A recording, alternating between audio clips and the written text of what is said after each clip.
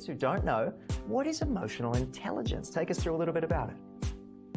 Oh my goodness, it is the ability to be able to use, manage, understand your emotions in a healthy manner.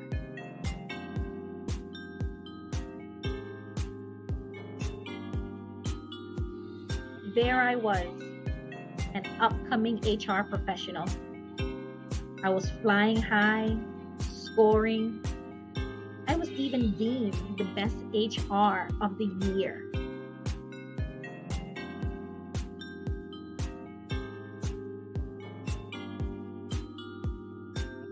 Guys, I'm so happy to be here. We've addressed some hard things.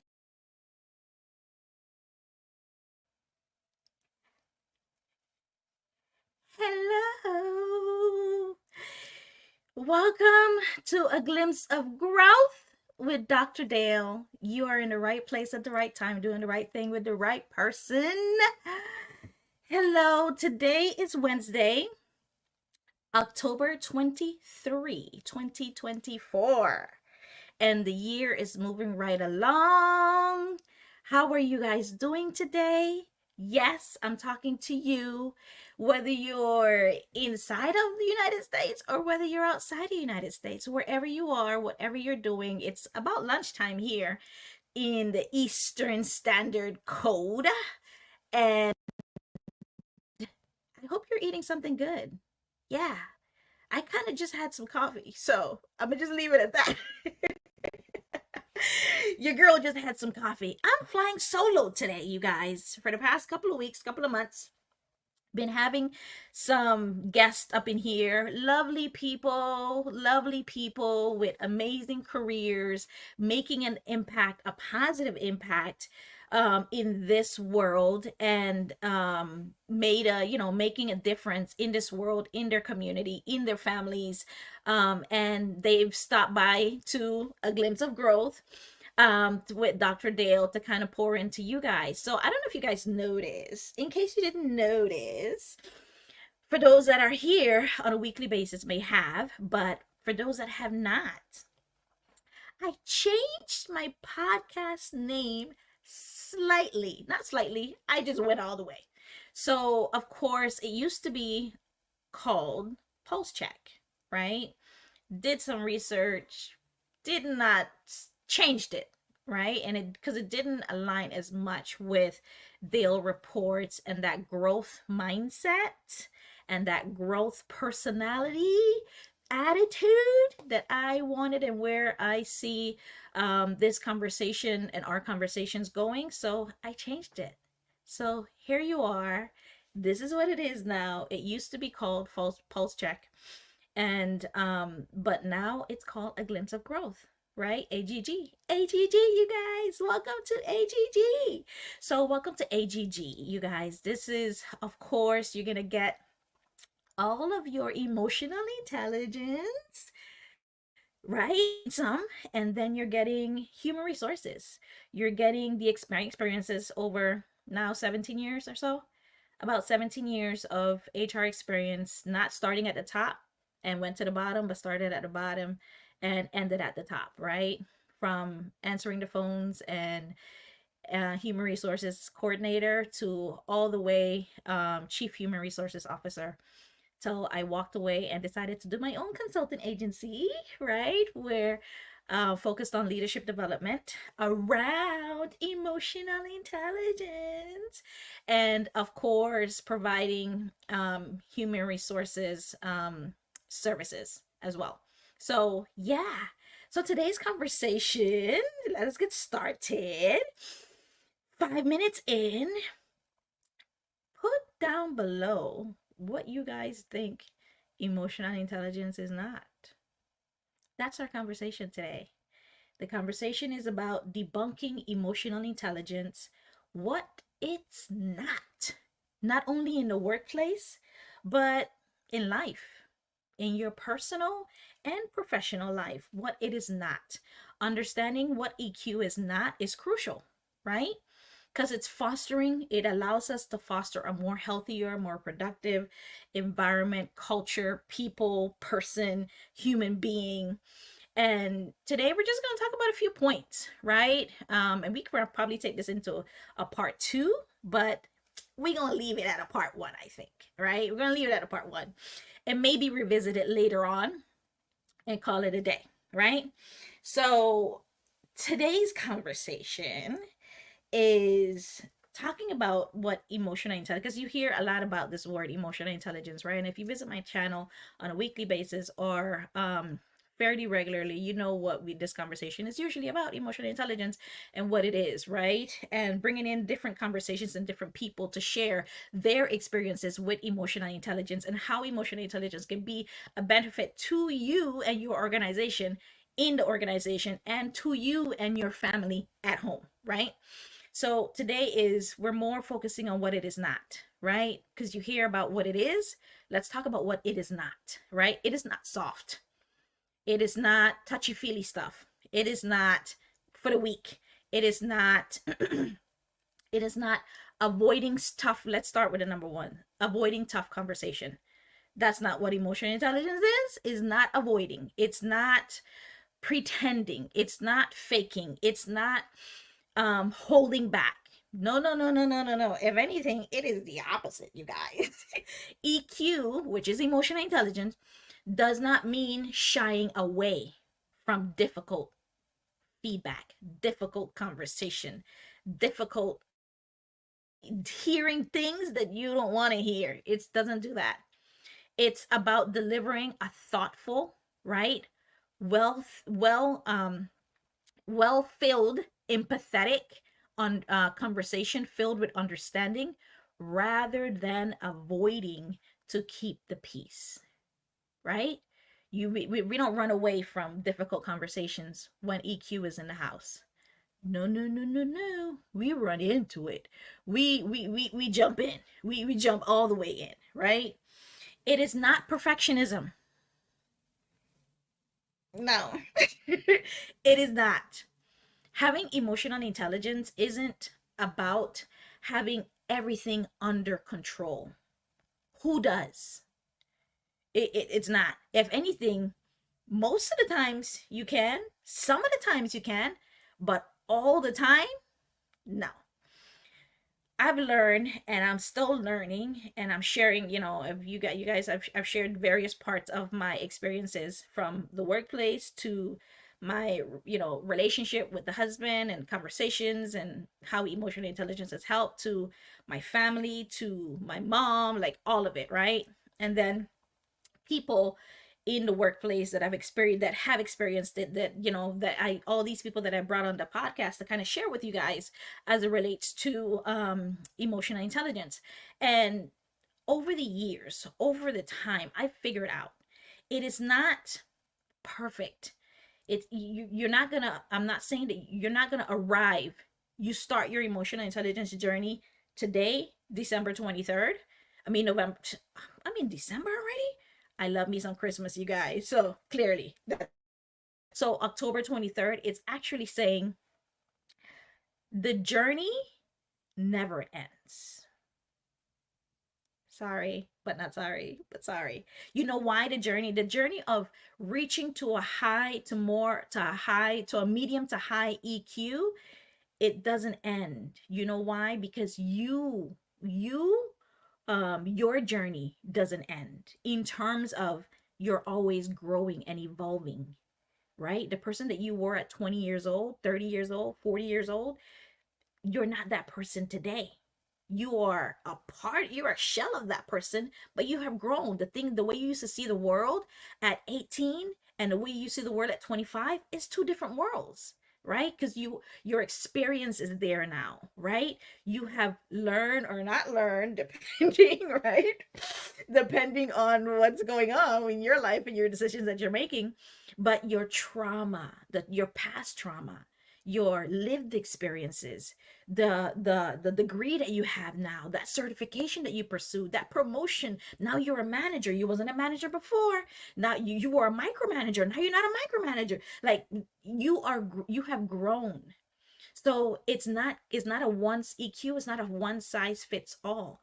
It's going to be different for all of you because your journeys are different. But what at the core of it is that we are all experiencing emotions, and emotions, from the very bleak to the very high ones, right?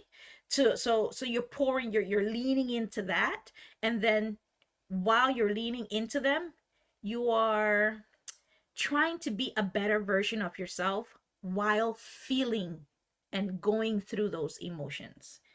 So when you were angry at 18 and throwing your tantrum and hurting people and physically hurting people, verbally hurting people, pushing people's buttons, cursing people out, just completely leaning into what you felt at that point in time because you were angry, that's not what you're doing today at 30, or it shouldn't.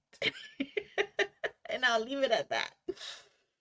Number 3, not a substitute for performance. Yeah, let's dive into that a little bit.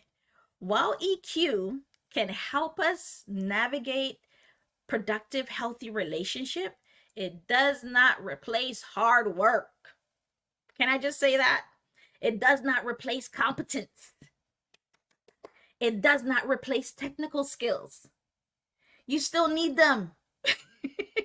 You cannot have try to achieve high EQ or medium to high EQ and not have the competency, not have the capacity, not have the skills, not have the degree, not have the experience to do your job. You still need it. You still need that. You need to put in the work, right?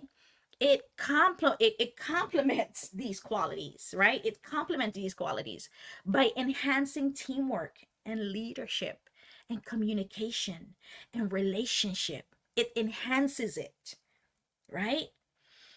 Number 4, not just about controlling others' emotions, it's about managing your own. First of all, you can't control how other people feel. What you can manage or is influence how they feel, how they see things, right? And how can you influence that? One, people are going to do what they see you do. You as the boss in that department, you can say, no chewing gum in the office, but if you're chewing gum, guess what's going to happen? They're going to chew their gum too. They might not chew it in your presence, but they're going to chew it when you're not there or when you're not paying attention, right? Same thing with your kids. You tell your kids don't do this, but you are over here doing it and they can see you. They're going to do what you do, not what you say, right? You always want to make sure part of emotional intelligence is being self-aware, being aware enough to know when you need to own up to your mistakes, be accountable to your job, your responsibilities of your duty, like what you have to do on a day-to-day basis. You are responsible for that and you have to own that, right? It's not about controlling other people because you can't control other people. What you can do is inspire them. So who are you inspiring and what are you inspiring them to do, right? EQ isn't about managing other people's feelings to keep everyone happy. It's not. It's about navigating those emotions, fostering a mutual, respectful conversation, finding solutions, even in stressful situations. How can we come together and solve this project, this task, this problem? How can we come together as a family? How can we come together as a group of friends? How can we come together as a team, right, to address this issue for the better of the organization and the customers, right? And that patient care. That's what it comes down to. How can we come together to solve this, right? And the better we are, not only in our technical skills, but the better how are we with interacting with each other. Are we yelling at each other? Are we, taking things personally so much so that we're allowing the project to suffer? Right? That's what it's saying. EQ is not just about conflict. It's not about conflict avoidance at all. Emotional intelligence, EQ, doesn't mean avoiding conflict at all costs. It's all about approaching conflicts in a way that it leads to solution. Solution, solution, solution. Rather than letting your tension simmer and putting things under the rug, pretending it doesn't exist, or running away from it, or lying, or all of these things that prevents you from being that better version of you for the company, for your job, for your team, for you.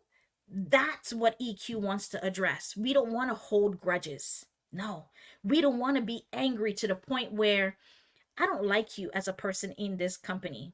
I don't like, because I don't like you. I don't want to work with you on this project. EQ is saying, I may not necessarily like you as a human being, as a person, but I'm going to respect you. And I'm going to put aside my differences, my bias about whatever it is, the reason I don't like you, right? Is I'm going to put that aside so that I can address this issue or work with the team so that way we can get this done and the department can, can move forward in a better way, right? That's what EQ says. And then the question is, that's from a professional level. But then the personal level, deeper level of EQ says, why don't you like them? Is it because of that something they said, something they did? Because if it's either or, then why did you allow it to bother you? And if it's bothering you that much, is it true? Or is it something you're just ignoring? What is it? There's a lot going on there. So it's going deeper than I don't like that person. No. We got to go deeper than that. Why don't you like that person? Oh, because they said this. Why? What they said, was it true? No, it wasn't true. They lied on me. So if it's not true and it's a lie, why do you care? Because they're lying on you. Well, EQ is saying, if it's not taking away anything from you, it depends on the scenario, right? It depends on what the situation is. If you go and you address it and you talk to the person and you stop them and tell them from why you're lying and this and that's what EQ say. You need to go and talk to the person, right? Not when you're hot-headed, when you calm down. You have to be calm about all of this stuff. That's what EQ says. It says, let's be calm about this, how we approach this, right? Rather than letting this tension build and letting things get so high to the level where you don't even can't even be in the same room as the person. EQ says, be brave enough to face that conflict, right? And I don't necessarily like to call them conflict. I like to call them teachable moments, right? How is it that you can learn from this somewhat uncomfortable situation at this point in time? And the only way to learn from it is to find out why they said what they said, why they did what they did, right?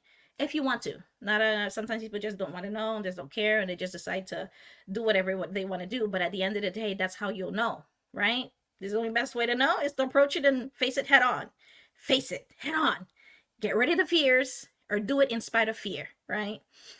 Number 6, not about emotional detachment.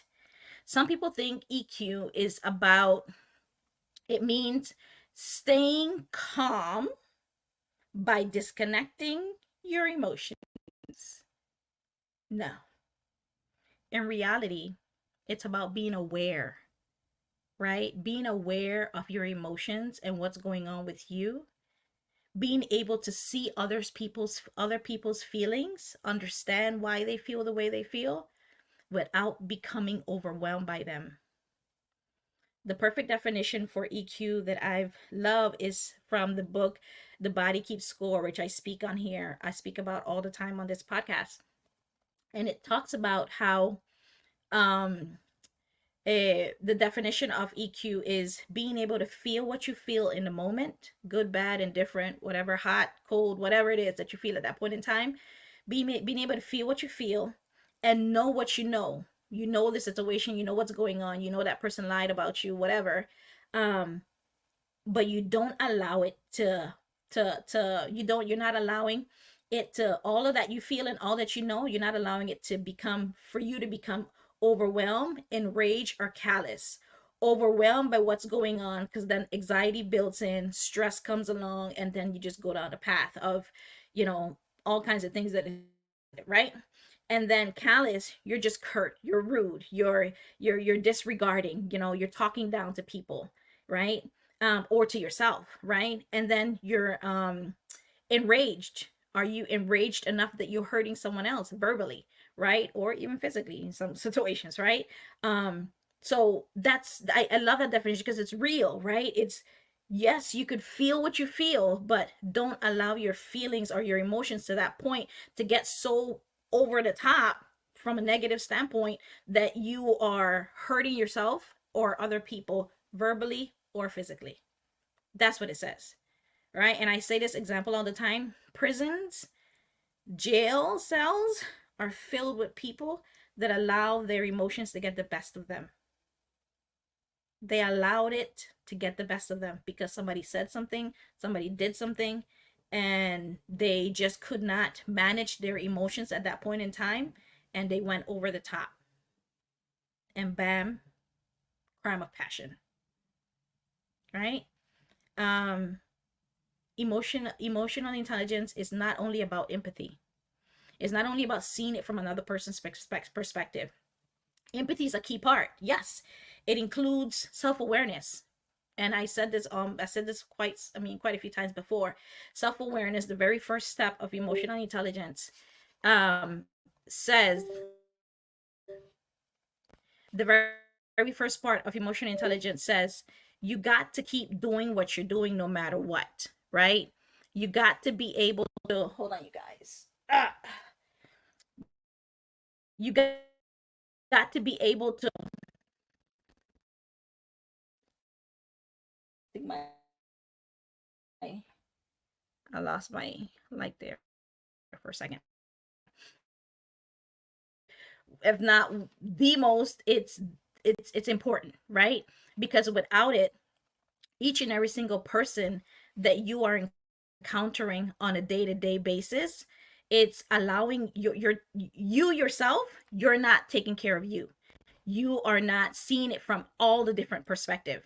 It says, yes, self-awareness. Yes, I see that this person is feeling this way, but before I can see them, I need to see myself. And then I have to see what part I'm playing, what part you are playing in this situation. Because the part that you're playing is so important. How you are seeing it, your perspective is so important, right? And if you're not able to address your concerns, your feelings, what is going on with you, your biases, having, that bigger point of view, then you are going to get it wrong, right? Which is why I love the emotional intelligence has there's like 4 or 5 steps to it, right? Self-awareness, self-regulations, empathy, your social skills, and of course that empathy, right? And the very first is all about you, self-awareness and self-regulation, right? Making a broader actionable skill than simply feeling for others, right? It's not feeling for other people, but it's feeling for yourself um, first. And then lastly, not only is EQ for leaders, emotional intelligence isn't a skill for managers or leaders only. It's for every single person in the world. If your blood is red, it's for you. It's for everyone. For you to help you improve yourself. It's for the workplace. To help you to improve your relationships in the workplace. Do your job, your duties, your day to day better. Being able to collaborate, communicate in a way that you would like somebody to communicate with you, right? um Being productive at all the levels, right? Whether it's something that being productive at all the levels, whether it's something that it's for you or for somebody else. The issue, the thing is, misconceptions happen. You're in the work environment, you're in around a bunch of people that you weren't born with, that you don't know. Things are gonna happen. Heck, things happen with you and your own family. So why would it not happen with all of these people that are from different backgrounds and different, sphere and, thought process? How are you, it's not going to be different with them? How are you not going to have issues with them? right? That's what it comes down to. You're supposed to. It's okay, right? It's saying it's perfectly fine. Um, so in essence, right? Let's kind of bring it home.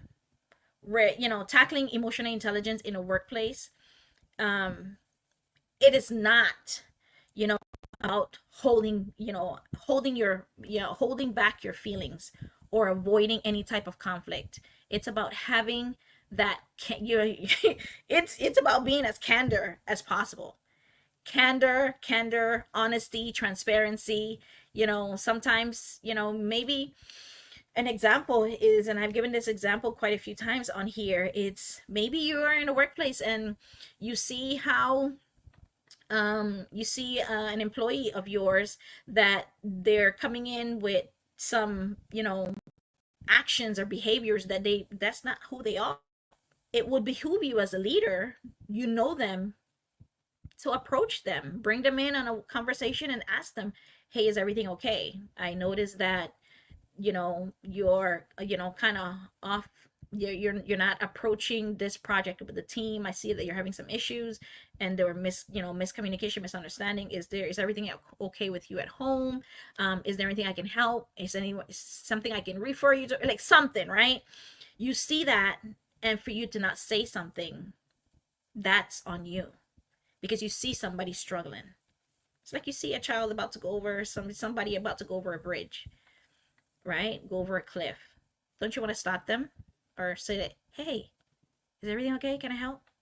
That's what you're saying, right? You don't need to find some big, you know, language here, because it's not. It's just you being human.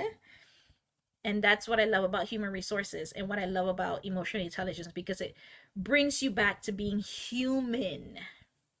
Because if I was in a bad place, I would want somebody to stop and ask me what's up, because that is telling me they care enough, they are observant enough. It's not just about the job, right? It's a little bit more than that. EQ isn't about holding back your feelings or running away from the conflict, as we addressed earlier. It's about definitely having that candor, that candor to address issues directly, right? And the self-awareness to manage your emotions, not expecting every feeling to be applauded or validated. That's not what it's about in the workplace. Like every single thing that you're feeling is going to be like, yay, let's feel that, because that's how no, you're not. It's just not, right? Because you're in a professional environment, right? But with tact, right? With tact. An EQ filled workplace doesn't mean that you'll never ever encounter low EQ behaviors, right? Or challenges or conflicts or problems or misunderstandings. No, no, no, no, no. Right? That's not what it's about, because you're going to. It has to, right? It has to happen. If you have a workplace and everything is perfect and everything is great and everybody's on point, something is wrong. Something is wrong, okay? And while sharing emotion is important, it does not mean oversharing or neglecting professionalism. I'm gonna say that again. While sharing your emotions and how you feel about a particular situation or what somebody said is vital and important for you to make sure that you're not derailing a relationship or derailing a project or derailing yourself, it does not mean that, it doesn't mean that over sharing or neglecting professionalism. Because again, EQ isn't, it's not about slacking off or complaining or venting or, excessively. It's all about the balance. You need that balance, you guys. You need to have that balance, right? At the end of the day, EQ isn't the final goal. I'll say that again. Having a high EQ isn't the goal. It's not the goal. Yes, I said it. The ultimate aim is quality. is excellence, right? Is delivering quality service, quality care, quality products for your customer, for you. At the end of the day, you want to be able to walk away from that project, from that job, from that promotion, from that relationship, close your eyes at the end of the night on your bed and say, man, I really did the best that I could with that. Right? I really did. I really gave it up. I gave it my all.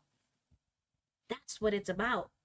Right? You have given that project and that job and that company and what you're doing the best that you could. EQ says be self-aware enough to know that it starts and ends with you. So contributing and delivering quality service, that's the goal. You being the best version of yourself, that's the goal. Being able to pour into, having this particular job, being able to pour into that and giving it your best so that way the project and the company can thrive, that's the goal. And EQ is a tool. Emotional intelligence is a tool. It's a resource to help you get there. That's it. Right? And you can provide those better results in the workplace, but without losing sight of the bigger picture, which is excellence and quality. Right? So that's what this conversation is about. That's what's the aim is. EQ is not, to kind of run through right quick, it's not it's not about, detaching yourself from emotions. It's not about controlling or, other people's emotion. It's not soft. It's not a substitute for poor performance. It's not perfectionism. It's not avoiding tough conversations. It's not, is not only about empathy. It's not about, not striving for, being the better version of yourself. It's not striving to be flawless, because nobody can be, we're perfectly imperfect. It's you striving to be a better version of yourself in that leadership role. You see how it all comes back to you? It starts and ends with you being just that. Okay? So I thank you guys for being here. That's all I got for you guys today. It was a little wonky with the internet here. I don't know what happened, but I thank you guys for showing up. I thank you guys for being here. That was what the conversation is about. So I think we're going to end on that. And I'll see you guys next week to another AGG, for another glimpse of growth with Dr. Dale. Take care. Thank you for being here and supporting this channel. If you enjoyed this episode and this content, it would mean a lot to me if you would take a few seconds to ensure you are subscribed to A Glimpse of Growth with Dr. Dale. Click the notification bell to receive notification. Share it with someone you think may need it. And let's continue to become more intelligent with our emotions. Thank you. See you later.